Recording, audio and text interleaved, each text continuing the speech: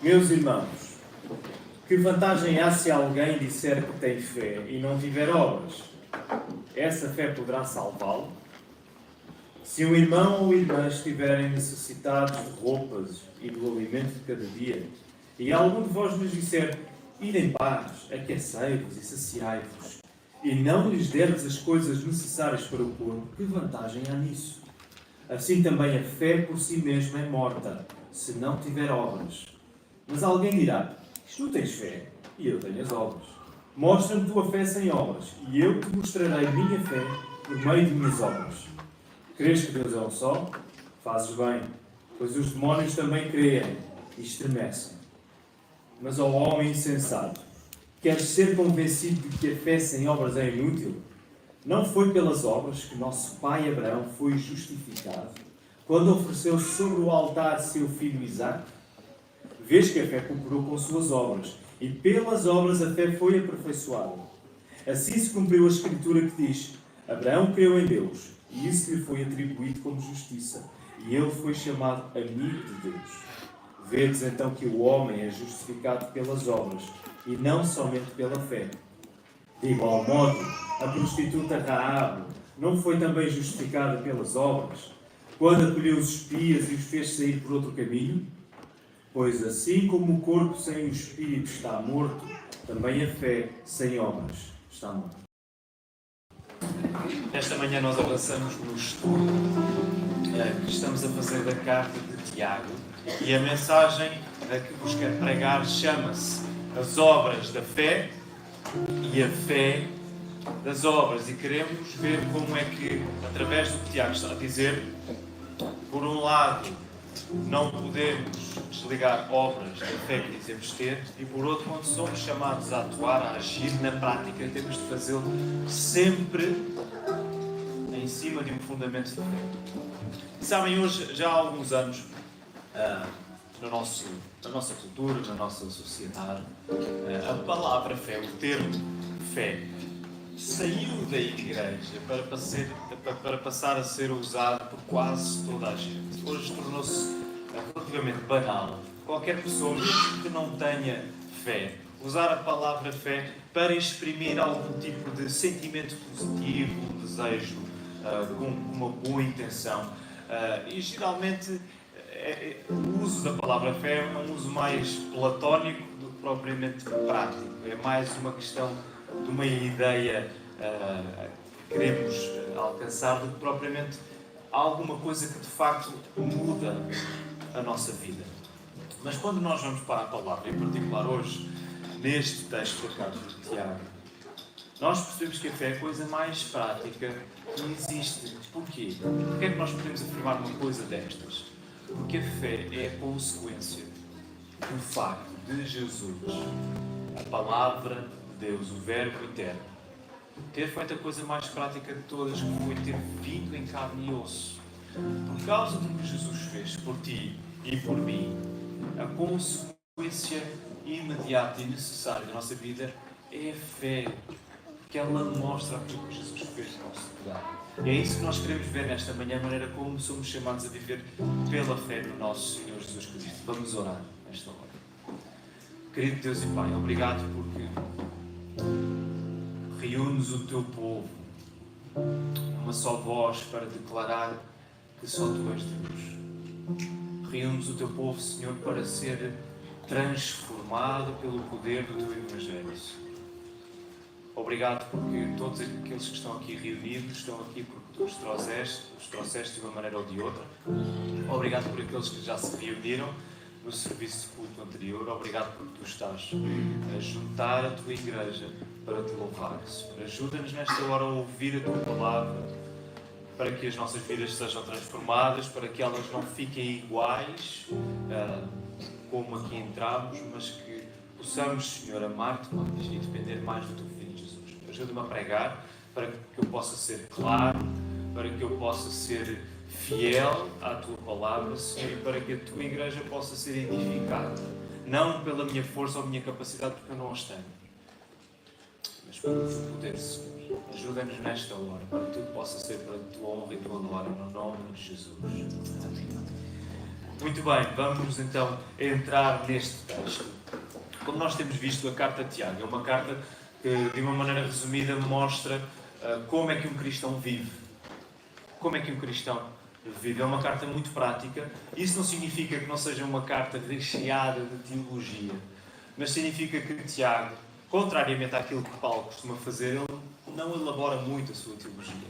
Se quando lemos as cartas de Paulo, a carta aos Romanos, por exemplo, a carta aos Gálatas e por aí fora, Paulo é um professor incrível. Ele está a explicar coisas com uma profundidade imensa e ele faz muitas elaborações teológicas.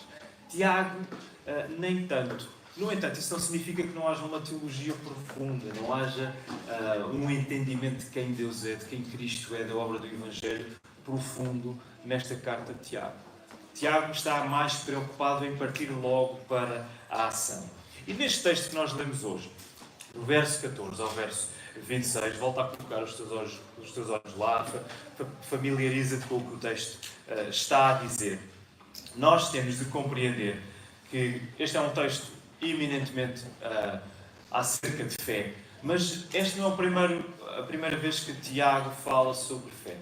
Toda a carta de Tiago está recheada por este tema da fé. Ele começa a fazer logo no início, no primeiro capítulo, no verso 3. A nossa fé enfrenta provas. Lembram-se? A nossa fé é colocada à prova. No capítulo 2, o pastor Tiago passou por esse texto. A nossa fé, a fé, une os irmãos. Nós não vivemos a fé em acessão de pessoas. Meus irmãos, não vivam a fé. Não tenham a fé em Jesus Cristo em acessão de pessoas. Portanto, a fé une os irmãos. Deus chama os seus para a fé e enriquece-os nela. Encontras essa ideia no verso 5 deste segundo capítulo. Deus chama os seus para a fé e enriquece a sua igreja como? Na fé. Hoje o nosso texto mostra-nos que a fé é a realidade contínua da vida cristã. Tu não podes ser um cristão sem que vivas pela fé. Aquilo que caracteriza a tua vida é que tu vives pela fé. E lá no final da carta, no capítulo 5, verso 15, é-nos dito que é a fé que sustenta a oração da fé. Portanto, do início ao fim, nós vemos esta linha da fé ligar tudo aquilo que Tiago está a dizer. E se dúvidas podem surgir, quando nós lemos Tiago, este escritor capacitado a expor a relação entre fé e obras, o contexto global da carta, quando temos assim um contexto, uma visão panorâmica da carta, isso ajuda-nos porque mostra que a fé é a força motora de tudo o que acontece na vida cristã. No domingo passado, Tiago, pastor, não o autor canónico, o pastor Tiago mostrou-nos que a cura para a parcialidade na igreja, para a distinção entre pessoas segundo condições socioeconómicas, por exemplo, a solução para isso é a fé em Jesus Cristo. Nós não podemos querer resolver as diferenças que existem entre nós e as parcialidades que às vezes vão acontecendo pela nossa força. Okay? Se nós quisermos solucionar isso com aquilo que nós achamos que conseguimos fazer, vai dar mau resultado. Nós temos de partir para a ação tendo em conta a fé que nós temos em Cristo, olhando para Jesus. O que indica que, tudo isso indica que o impulso agora desta secção, onde nós estamos, é a natureza da verdadeira fé. Tiago quer esclarecer o que é a verdadeira fé. É muito importante para nós. Se toda a nossa vida é feita acerca de fé, o que é que isso significa? O que é a verdadeira fé? E por isso Tiago introduz o problema numa pergunta que se responde a si mesma, logo no verso 14. Uma fé sem obras pode salvar? E a resposta de Tiago está mesmo a pedir. Uma fé sem obras pode salvar? Não. E é logo aqui, quando Tiago faz uma pergunta assim, que para muitos de nós confusões surgem. E nós começamos a perguntar, mas o que é que Tiago está a querer dizer? Eu sempre ouvi que a minha salvação é somente pela fé, que as obras não contribuem em nada para a minha salvação. O que é isto, afinal? O que é que Tiago está a dizer? Parece que ele está a contradizer abertamente tudo o que, por exemplo, o apóstolo Paulo ensinou na carta aos Romanos, na carta aos Gálatas e por aí fora. O que é que isto quer dizer? Vamos ver primeiro o que é que fé não é. O que não é fé? Fé não é fazer acessão de pessoas na igreja. E vimos isso a semana passada. O pastor Tiago pregou para nós sobre isso. Fé também não é falar apenas. Esse foi o primeiro exemplo que Tiago falou aqui no verso 15 e 16. O que é que adianta tu teres palavras de bênção para com alguém que está a passar necessidades e necessidades a sério, a valer? O que é que adianta tu teres essas palavras de bênção se tu não estiveres disposto a trabalhares para essa bênção que tu dizes desejar para essa pessoa? O que é que isso adianta? Já estás a dizer, isso não adianta nada. Porque uma fé assim, que é só da boca para fora, uma fé feita de paleio, está morta. Não tem vida nela. E Tiago vai continuar a sua explicação. E na sua habilidade ele vai agora imaginar um diálogo lá no verso 18. Alguém dirá, vamos supor que alguém chega e diz assim: tu tens a fé e eu tenho as obras. Portanto, Tiago está a partir de um princípio de uma conversa que está a acontecer entre alguém que vai separar fé e obras. Eu tenho as obras, tu tens a fé. E Tiago desafia o seu interlocutor e diz assim: então mostra-me lá a tua fé sem as obras, que eu vou mostrar-te a minha fé pelas obras. E até um credo fundamental como Deus ser um só, Tiago vai continuar a ir mais fundo. No verso 19, crês, ele vai atrás do argumento, tu crês que Deus é um só, que era uma afirmação de fé fundamental, Deus ser apenas um só. Tu crês que Deus é um só? Ótimo, que bom para ti, fazes bem. Porque os próprios demónios creem nisso e estremecem. Até a própria afirmação fundamental de que Deus é um só não é suficiente como prova de que a tua fé é verdadeira. Porque até um demónio vai afirmar isso. E deixa-me dizer, vai afirmar isso até com mais precisão do que tu consegues fazer. Sabes qual é a criatura mais ortodoxa que há? Quem é que tu achas? Quem é assim a figura mais ortodoxa que houve ou que há? Quem é que vocês diriam? Está tudo a pensar, Martinho Lutero, João Calvino. É um demónio. É um demónio. Já reparaste nos Evangelhos como os demónios e os endemoniados são os primeiros a reconhecer quem é Jesus? Eles são precisos na sua afirmação. Tu és o Filho de Deus Altíssimo. Eles sabem aquilo que estão a afirmar. A ortodoxia deles está completamente certa, sem erros, sem qualquer tipo de defeito. No entanto, isso não basta. Porquê? Porque eles são criaturas que tremem constantemente. Eles sabem a consequência que isso tem para eles. O facto de Jesus ser Filho de Deus significa que eles estão condenados.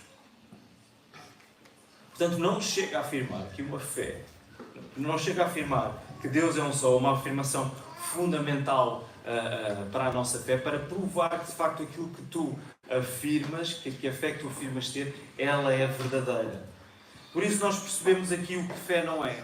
Fé não é desprezar com palavras de acolhimento, nem afirmar a verdade sem que ela nos transforme. Por um lado, fé não é tu desprezares com o pretexto de estares a acolher alguém, como acontece naquele exemplo de alguém usar palavras de bênção e não fazer nada para que essa bênção aconteça. Por outro lado, fé também não é afirmares a verdade de uma maneira mais rigorosa que tu consigas, e isso é importante, não estamos a menosprezar a necessidade de nós afirmarmos claramente aquilo em que queremos, mas fé não é tu afirmares a verdade sem que ela te transforme.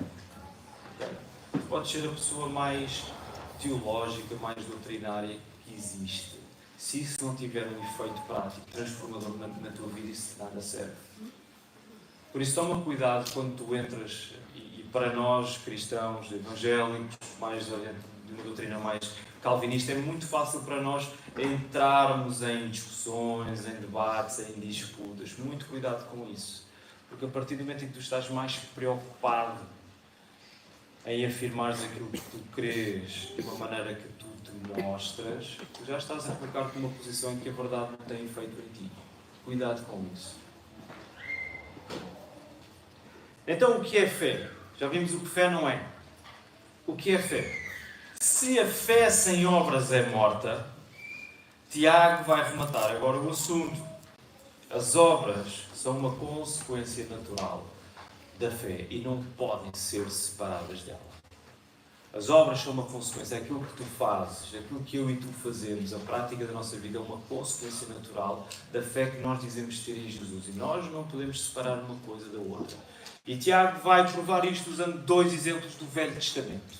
Okay? Porque a fé não é uma realidade do Novo Testamento. A fé é uma realidade de toda a Bíblia. Abraão e Raabe. E quando nós lemos Tiago a escrever sobre Abraão, geralmente é aqui que algumas das nossas confusões começam a surgir. Porque ele vai usar expressões como Abraão foi justificado pelas obras. E vem um arrepio na nossa coluna. Ficamos, o que é isto? Não foi isto que eu aprendi. A fé cooperou com as obras. E nós fechamos os olhos. Oh Senhor, é a tua palavra, mas isto é tão difícil. O que é que eu faço? Como explicar isto? Sendo breve e eficaz. Vai ser um desafio. Orem por mim. Então Tiago vai usar um episódio conhecido lá no livro de Gênesis. Gênesis 22. O que é que acontece em Gênesis 22? Queridos irmãos, quem é que consegue dizer assim rapidamente? O que é que está a acontecer em Gênesis 22? Força. É fácil porque está aqui a dizer. Tiago descreve isso. O que é que acontece? Deus manda Abraão fazer o quê? Sacrificar Isaac. Deus manda Abraão sacrificar o seu filho, filho da promessa. Okay? Aquele em quem estavam colocadas as promessas da descendência de Abraão, que traria a bênção para todas as nações. E Abraão vai sacrificar o seu filho. Então Tiago vai pegar nesse episódio e vai dizer que esse episódio está a cumprir uma coisa que aconteceu um pouco antes de Gênesis 22. Gênesis 15, verso 6. Não precisas de ir até lá agora, se quiseres tomar nota das referências. Gênesis 22. E agora Gênesis 15, verso 6. Onde Deus está a declarar a justiça de Abraão. Abraão crê em Deus, nas suas promessas, no facto de Deus ter prometido posteridade a Abraão. Abraão crê. E isso é-lhe atribuído como justiça. Isso é-lhe imputado como justiça. Naquela hora Deus está a declarar que Abraão é justo aos seus olhos porque ele confiou nele. Então Tiago está a dizer, Gênesis 22 está a cumprir aquilo que aparece em Gênesis 15, 6. Deus trata o episódio em que Abraão oferece Isaac em sacrifício como aquele momento que revela visivelmente e da maneira mais elevada a fé de Abraão. A obediência de Abraão, repara, é a consequência natural de ele ter sido justificado pela fé lá em Gênesis 15. Foi declarado justo diante de Deus. Abraão crê em Deus e nas suas promessas. Ele demonstra isso obedecendo ao ponto de ele ser chamado como. Tiago vai citar uma outra passagem do Velho Testamento. Ele é chamado de amigo de Deus. A fé, o ponto é este. A fé de Abraão é verdadeira ao ponto de ele aprovar na prática, obedecendo, de tal maneira que a sua relação com Deus é uma relação da mais alta intimidade possível. Deus entra numa aliança com Abraão. Deus considera Abraão como seu amigo íntimo. É nesse sentido que a fé coopera com as obras. Que a fé foi aperfeiçoada. Não no sentido de que faltava alguma coisa à fé de Abraão, até ele obedecer e até ele oferecer o seu filho, mas no sentido de a fé de Abraão agora ficar visível. ser provada na prática. Da mesma maneira, e o outro exemplo, Raabe, houve o que Deus fez a Israel. Raabe, que era uma prostituta que vivia em Jericó, o povo tinha acabado de ser libertado do Egito, lembram-se a história, e Deus está a conduzir o povo pelo deserto, está a dar vitórias militares ao povo, depois de o ter livrado do domínio egípcio, através de milagres, julgando os egípcios no meio disto. E Raabe ouve os relatos de Deus, ela sabe o que Deus fez, o Deus de Israel. E o que é que acontece com Raabe? Raabe crê neste Deus, ela confia neste Deus. Como é que nós sabemos isso? Porque ela age em conformidade com essa fé. Ela esconde os espias israelitas na sua casa, ela acolhe-os e ela envia-os por outro caminho. Então nós conseguimos entender o que fé é nisto que Tiago está a dizer. Fé é acreditar em Deus, e esta parte é fácil de nós afirmarmos, fé é acreditar em Deus, mas de uma maneira em que nós somos acolhidos por Deus, como aconteceu com Abraão, declarado amigo de Deus. E por causa disso, outros são acolhidos por nós, da mesma maneira como aconteceu com Raabe, porque ela foi acolhida por Deus através da sua fé. Ela acolheu outros. Fé verdadeira é tu creres em Deus de uma maneira em que agora tu pertences a Ele e por causa disso tu estás aberto a acolher outros à tua volta.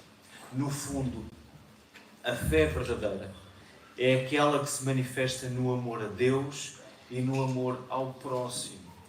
E isso é o cumprimento de toda a lei. Foi isso também que o pastor Tiago pregou no domingo passado. Tudo isto está ligado, meus irmãos. A fé verdadeira é aquela que se vê na prática quando tu amas Deus em primeiro lugar, acima de todas as coisas, quando tu amas o teu próximo como a ti mesmo. Vamos aplicar isto falando de justificação, porque o texto já está a falar nisso, mas vamos falar também de uma coisa que não pode ser deixada de parte, que é a santificação. Quando nós falamos sobre justificação, sobre sermos salvos, sobre Deus declarar-nos justos diante de si, já não como culpados do nosso pecado, mas como não apenas inocentes, sem dívida, mas ainda como se nós tivéssemos vivido uma vida perfeita de obediência que merecesse estar na presença de Deus. É essa a declaração que Deus nos faz, quando Ele nos justifica, porque nós cremos em Jesus. E quando nós falamos nisso, nós temos sempre de falar obrigatoriamente no outro lado da moeda, que é o quê? Que é a santificação. Tu não podes falar de justificação, que é uma doutrina amada por nós, amada pelas igrejas evangélicas, sem falares em santificação. Uma coisa não acontece sem a outra. E geralmente quando nós queremos definir justificação e santificação, como é que nós fazemos? Nós distinguimos as duas coisas para conseguir percebê-las melhor. Aliás, é isso que o catecismo que a nossa igreja usa faz. Há uma pergunta e uma resposta para a justificação e há uma pergunta e uma resposta para a santificação. E se as quiserem ouvir cantadas, vão ao recital dia 14, que aí sim vão perceber exatamente o que é justificação e santificação. Porque com aquelas vozes a cantar não tem como falhar. Nós distinguimos, mas nós não as podemos separar, porque a Bíblia nunca as separa. Quando nós começamos a falar sobre a justificação, como já vimos, a nossa justiça declarada diante de Deus, nós somos prontos a afirmar que a justificação é somente por favor, igreja, responda. A nossa justificação é somente em Cristo Jesus, ok? Nós não somos justificados por nada que nós façamos. Só por Jesus, por meio da fé. Tudo certo. Mas quando nós passamos para a santificação, e a santificação é o quê? É a nossa justiça gradual e crescente. Por outras palavras, é a nossa justificação colocada em ação. Tu foste justificado, então agora prova isso, da maneira como vives. Quando nós vamos para a santificação, parece que agora subitamente passamos de depender de Jesus para passarmos a depender de nós mesmos. É como se afirmássemos, não, sim, claramente, eu sou salvo somente pela fé em Jesus. Pois agora que eu sou chamado a ser santo e a santificar-me aos poucos, agora eu vou santificar-me com o meu esforço, com aquilo que eu faço. E quando tu dizes isso, podes não afirmá-lo abertamente, mas quando tu acreditas nisso e vives como se isso fosse verdade, tu acabas a separar uma coisa que não pode estar separada. Tu acabas a separar a fé das obras. Tu acabas a separar aquilo que tu acreditas acerca de Jesus, a tua confiança nele, e aquilo que tu fazes na prática. Repara, se o instrumento da justificação é a fé, isto significa que a fé não é uma coisa que nem tu nem eu conseguimos produzir em nós. Por isso é que quando o mundo usa a palavra fé, usa-a completamente descontextualizada, apenas como um desejo. A fé não é uma coisa que ninguém consegue fazer brotar em si. Ela é um dom de Deus. Ela é um milagre a acontecer nas nossas vidas, nos nossos corações. Isto significa que tu não és salvo, não é a fé que te salva. Não é o ato de tu conseguires crer que te salva. O que te salva é Cristo. Quem nos salva é Jesus. A fé é o meio pelo qual Deus nos chama a responder àquilo que Jesus fez por nós. Porque nós, o que é que fazemos? Nós colocamos a nossa confiança, nós entregamos-nos. Ok? Fé é isto, tu entregaste, desde o modo tu reconheces, eu sozinho não consigo salvar, eu preciso de Jesus. Se o instrumento da justificação é a fé, qual é o instrumento da santificação? É a fé também. Não é a justificação pela fé e santificação pelas obras. É a justificação pela fé e santificação pela mesma fé.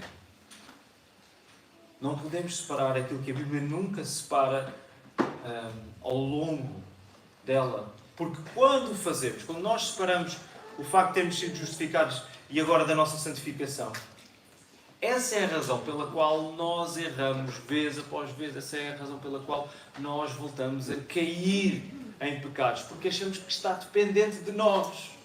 Essa é a razão pela qual nós atrasamos a nossa santificação. Essa é a razão pela qual nós ainda não estamos onde já devíamos estar. Ainda não estamos no patamar de fidelidade e de confiança e de coragem onde já devíamos estar. É porque nós achamos que a nossa santificação, o processo pelo qual somos aperfeiçoados, depende agora de nós. Depende muito da tua força, do esforço e das decisões que tu consegues tomar por ti mesmo. Quando o teu crescimento espiritual está totalmente dependente de ti, tu passaste de uma salvação que te foi dada pela fé em Jesus para uma salvação que agora vives pela fé em quem? Pela fé em ti mesmo. Tu acabaste de afirmar duas salvações. Tu acabaste de destruir o Evangelho. E tu não queres viver como alguém que destrói o Evangelho, pois não? Eu parto do princípio que não. Porque sem Evangelho não há salvação, por exemplo. Por isso é que Tiago diz, uma fé sem obras pode salvar? Não.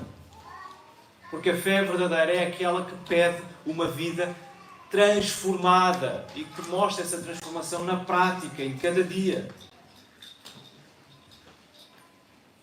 Há um vídeo que me surgiu esta semana e que quero usar como ilustração. Algumas vezes apareceu-me no meu feed do Twitter ou do X, como vocês queiram usar, e agora a parte de confissão de pecados é que eu digo que sim, eu uso o Twitter, às vezes consulto. Havia um vídeo que passava de vez em quando, já não vejo há algum tempo, de uma ovelha. Não sei se alguns irmãos já viram isso. Eu estou a gostar de ver as vossas caras porque é o momento do sermão que vocês estão mais atentos. Que ilustração é que eu vou usar? É uma ovelha que está enfiada num buraco, presa num buraco, assim num campo aberto, e há uma fenda no meio do chão e ela está lá presa, sem possibilidade de sair de lá sozinha. E alguém vai lá, um homem vai lá e consegue puxá-la para fora e ela vê-se livre. Mas de repente a primeira coisa que a ovelha faz é ela vê-se livre, começa a correr e um segundo depois já se enfiou noutro buraco. Nunca viram este vídeo? Já. Eu sabia que ia causar ressonância no auditório. Meus irmãos, nós somos como essa ovelha. Quando nós separamos a fé das obras, nós fomos tirados de um buraco e logo a seguir corremos para nos enfiar no outro, porque achamos que a nossa santificação depende inteiramente de nós. Esquecemos do que Jesus fez no nosso lugar. E sabes, tu até te podes esforçar muito, podes tomar decisões muito profundas, podes fazer 30 por uma linha. Mas sabes qual é o resultado líquido, o resultado espiritual que isso vai produzir na tua vida? É um número redondo. 0. Isso não vai produzir absolutamente nada. Porque tu estás desligado daquele que te pode fazer crescer. Que só Ele te faz crescer.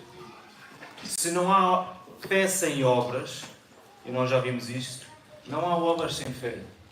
Na vida cristã, tu não podes ter fé sem que a mostres através da maneira como tu vives. E tu não podes ter uma vida de obediência, de obras, sem que elas estejam fundamentadas, sem que elas estejam assentes na fé que tu tens em Jesus Cristo. Tu não podes separar estas coisas, porque elas nunca são separadas na palavra de Deus.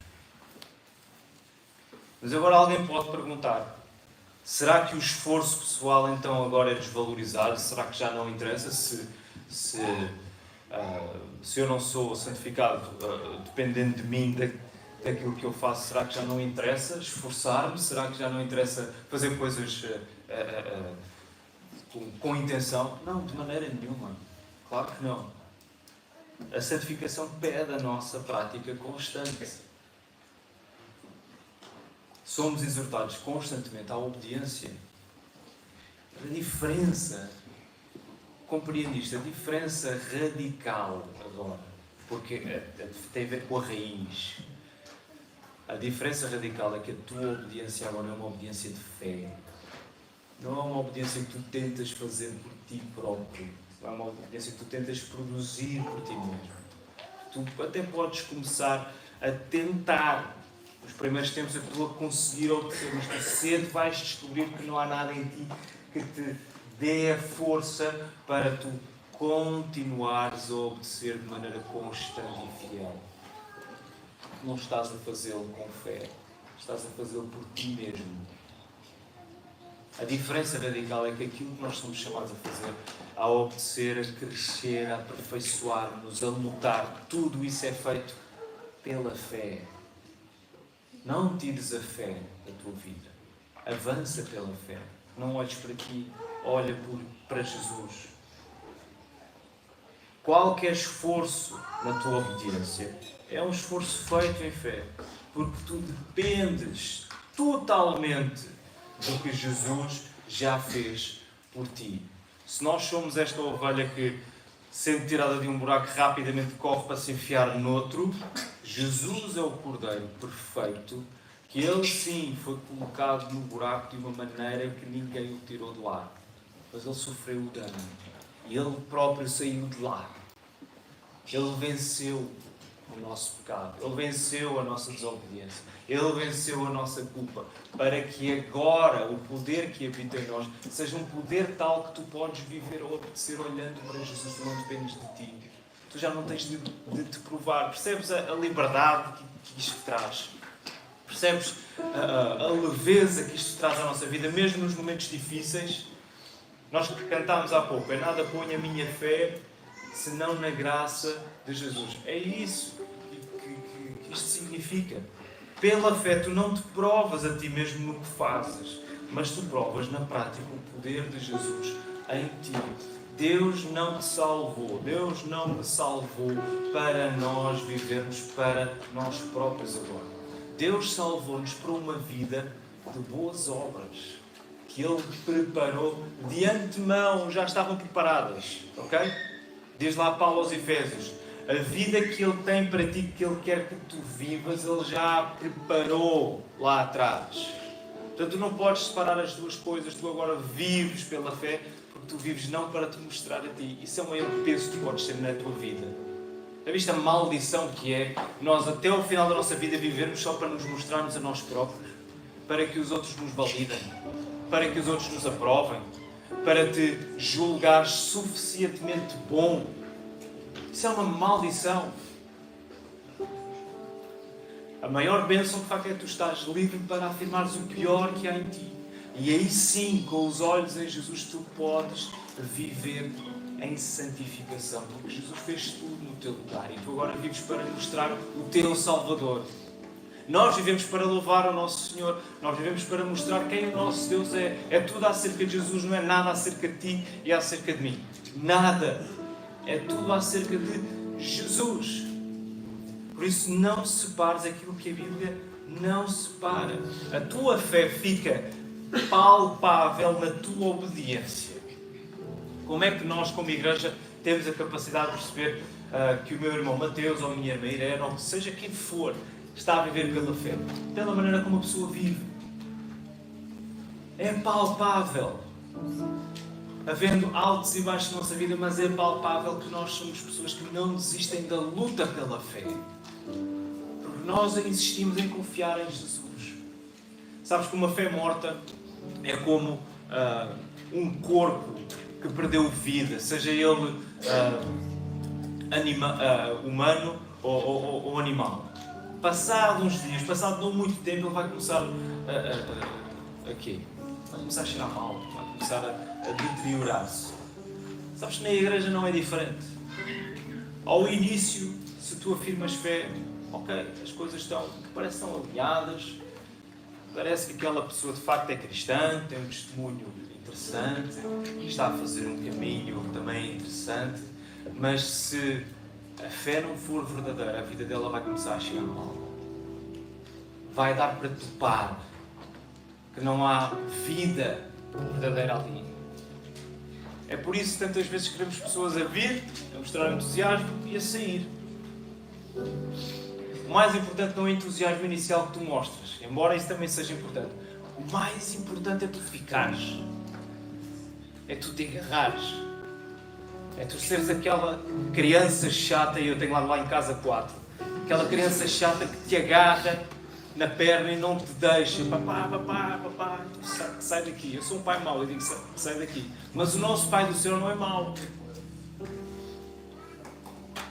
O mais importante é tu te manteres agarrado a Jesus. A tua fé fica palpável, a tua obediência, para que Jesus fique cada vez mais visível em ti. E não há beleza maior do que essa. Nós, uns nos outros, como igreja, identificarmos Jesus na vida uns dos outros. E a expressão máxima de uma vida que cresce em santificação, que cresce em fé, é o louvor. Nós obedecemos porque nós queremos louvar o nosso Deus. Nós não queremos que a nossa obediência pare em nós próprios e volte para nós, para que os outros olhem e dizem: tu obedeceste muito. Tu decoraste os versículos todos, tu decoraste o catecismo, tu fizeste aquilo e aquilo outro. Tu obedeces para que a pessoa diga assim: Jesus é maravilhoso. A expressão máxima desta fé viva é o louvor constante ao nome de Jesus. Que o Senhor nos ajude nesse nós.